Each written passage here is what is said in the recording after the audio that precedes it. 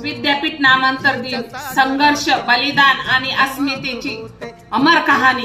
हा दिवस फक्त एक दिनांक नाही, हा दिवस आहे रक्त, घाम, अश्रू आणि बलिदानाचा इतिहास। हा दिवस आहे अन्यायाविरुद्ध उभा राहिलेल्या वंचित समाजाच्या आत्मसन्मानाचा। मराठवाडा विद्यापीठ ज्याच्या भिंतीवर ज्ञान लिहिलं जात होतं, पण त्या ज्ञानात बाबासाहेबांचं नाव नसायला नको होतं का?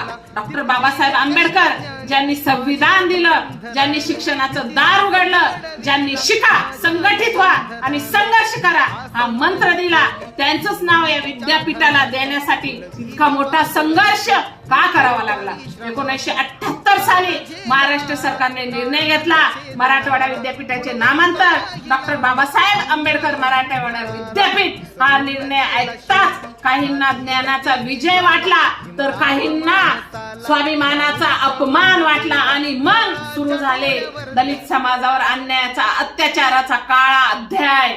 बाबासाहेबांचं नाव घेतल्यामुळे गाव जळाली, घर पेटवली गेली, विद्यार्थ्यांना कॉलेजात मारहाण झाली। फक्त आंबेडकर नावासाठी माणसाला माणूस म्हणून जगू दिलं नाही, स्त्रियांवर अत्याचार झाले, मुलांना शाळेतून हकलले गेले, पण तरीही एक आवाज थांबला नाही। हे नाव आमच्या अस्मितेचं आहे। लाठीचार्ज झाले, गोळ्या झाडल्या गेल्या, खोट्या केसेस लावल्या गेल्या, तरीही युवक मागे हटले नाही, कारण हा लढा नोकरीचा नव्हता, पदाचा नव्हता, हा लढा होता अस्मिता, ओळख आणि स्वाभिमानाचा।